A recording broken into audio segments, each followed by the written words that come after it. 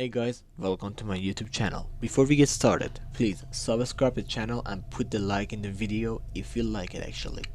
Okay guys, and just don't forget to leave a comment and tell me what do you think about this video, if you like this video, if you don't like this video, if this video has any problems that needs to be fixed. And thanks for having my back, thanks for watching this video. I hope you guys enjoy this. Let's do this.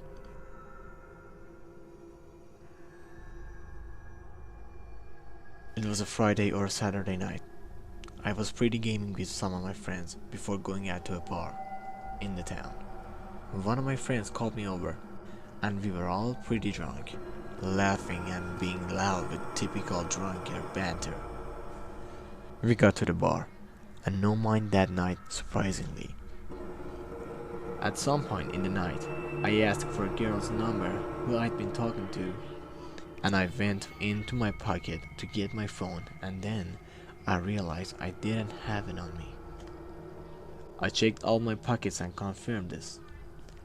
I tried retracing my steps in the bar and asked each bartender if someone turned a phone in. I didn't remember even using my phone the whole time I'd been out. I stepped out of the bar with one of my friends to use his phone to call mine. Someone picked up on the other end.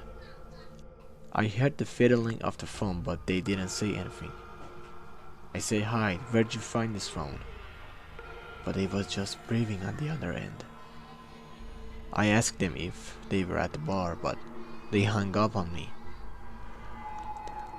I looked at my friend and tried calling again. Went straight to voicemail though. I tried using Find My iPhone, but apparently I had that feature switched off for some reason, I don't know why. But this was a pretty sobering experience. There was no way I could have fun knowing my phone was stolen. My friend told me just to worry about it tomorrow, go to the police station and get their help in tracking it. I went home early that night. I put a couple of slices of bread in the toaster before I get into bed. And suddenly I found my phone in the kitchen counter. It didn't make sense. I signed into it and checked my recent calls. Indeed, someone accepted the call, and the call just lasts for 25 seconds. Someone had been in my apartment. I flipped the place upside down, looking for him, screaming for whoever it was to come out from where they were hiding. I finally called the cops, but considering there was no real proof of any forced entries and no places to hide, because all of the places to hide basically non-existent in this apartment, they couldn't do anything besides a police report. Nothing seemed to be missing from my apartment, but going to sleep that night knowing someone had been in my apartment, or even worse, it probably have been still in there with me.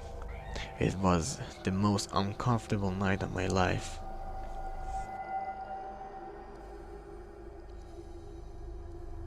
I was 17 years old and this happened on a late summer night.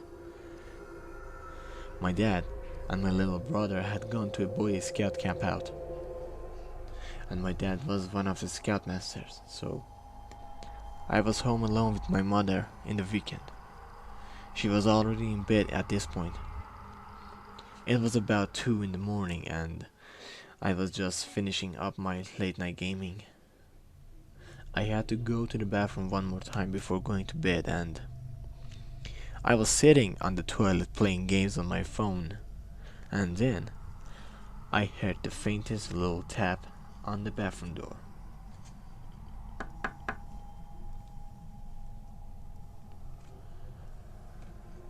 "Mom, was that you? Mom!" I yelled it. It wasn't windy or anything there.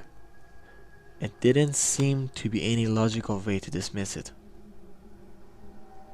Slowly and nervously I opened the door, but there was nobody there. However, my bedroom door was now shut. I was certain I didn't shut it. I went over to my mom's room and told her that I thought somebody was in my room. She didn't take me seriously and she told me that she didn't know what to tell me. I tried to convince myself that maybe I did shut my door. I opened my door, feeling extremely freaked out, and when I snuck a peek into my room, I felt like my heart exploded inside my chest. I could see a hand sticking out from behind a dresser in the corner of my room. Somebody was hiding there. I ran to my mother's room and locked the door behind me after quietly freaking out, telling her there's a man in the house. She finally believed me and went straight to my phone and called the cops. I put my ear up against the door to try to hear anything going on outside.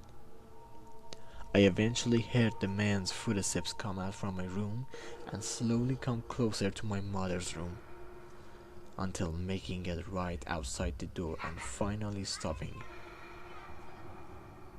I could see the outlines of his shoe through the door. He tried to doorknob, but it had a lock on it.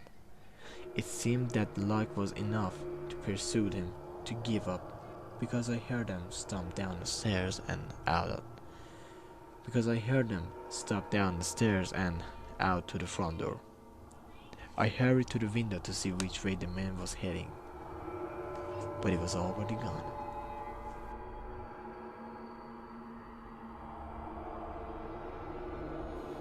When I was younger, 10 years old at the time, my mother had just started letting me stay home alone. We had been watching my mom's friend's dog while she was on vacation. My mom worked weeknights, so she told me that they would come around back. Since the dog's cage was right next to the back door, I sat in the den by the back door with the dog by my side. He then started to growl and bark, looking out to the window in the dark. I tried to see what he was barking at, but it was too dark. Of course, I assumed it was my mother's friend coming to pick up the dog. I went over to the door with the dog following me and turned on the patio light. I couldn't see anyone out there, but the dog was still barking. I made sure to peek at every corner at the yard, but then I saw someone at the garden by our shed. They seemed to be bending over to picking something up. I assumed she was admiring my mother's garden or something logical. I then received a disturbing phone call and I prioritized answering the phone, as my mother was strict about me always answering the phone when I was home alone. I left the dog to continue barking by the door. As I picked up the phone, hoping it was my mother, and it was. She told me that her friend wasn't going to pick up the dog that night. I began to stutter as the pure horror prohibited me from speaking coherently. I managed to finally blurt it out that someone is in our yard. My mother started screaming like a lunatic. She told me to get up to my room and lock the door and hide under the bed while my mother is trying to call the cops. I obeyed and laid in there in silence for a good 10 minutes until I got a knock at the front door. I sprang up and out of the room, making it halfway down the stairs. I saw a face looking in through the window of our front door.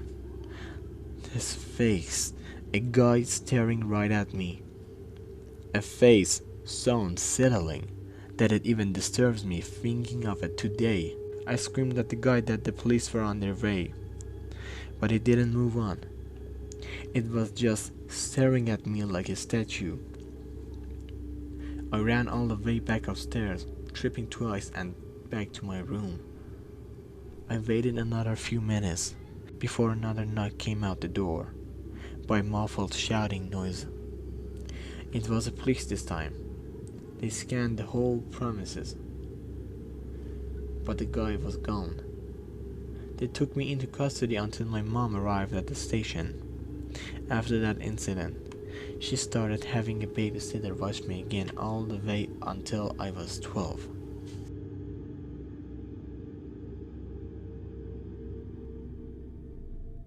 A long time ago, me and my girlfriend were looking for a private place to be alone together, since our parents were always home. There was a vacant house on the corner of our block. It had been owned for years, but nobody lived inside. The back door, it was always left unlocked. I would know because my friends and I had been there before. We went in through the back, but before we could even get upstairs, there was a knock at the door. We looked at each other with worry that what if just someone had caught us sneaking in. She peeked out the window, but there was no one on the stoop. She made sure that the door was locked before turning back to me. I assured her it was just some kids playing ding-dong ditch. We made it only halfway up the stairs before the frantic knocking on the door came back. She checked the window again. The porch was still empty. She opened the door this time. I still couldn't see anyone. I wanted to look tough to impress her, so I stepped outside and yelled at the prankster to try it again. I shut the door and waited behind it, hands on the doorknob, ready to throw the door open. I just waited there for at least a minute. I was about to just forget about it when I heard the blood-curdling scream of my girlfriend. I turned to see what was she screaming at, and I screamed as well. Just barely in the dark, we can see the silhouette of a huge humanoid figure slowly making its way down the stairs. It was moving in a hovering-like motion. We ran past it, just an arm's reach, and left the house the way we came. We ran all the way to my house, both of us out of breath. We knew it couldn't have been an old person. It had to be at least 7 feet tall. Nobody was supposed to be living in that goddamn house though. The ghostly way the figure moved made it all the more disturbing. I still occasionally have a nightmare or bad thoughts about that night. Okay guys, that was the story. Don't forget to subscribe my channel, like the video. Just leave a comment and tell me what do you think about this video. Do you like it? You don't like it? If you need any other stories for me to post for you guys, just let me know. Until the next video, goodbye.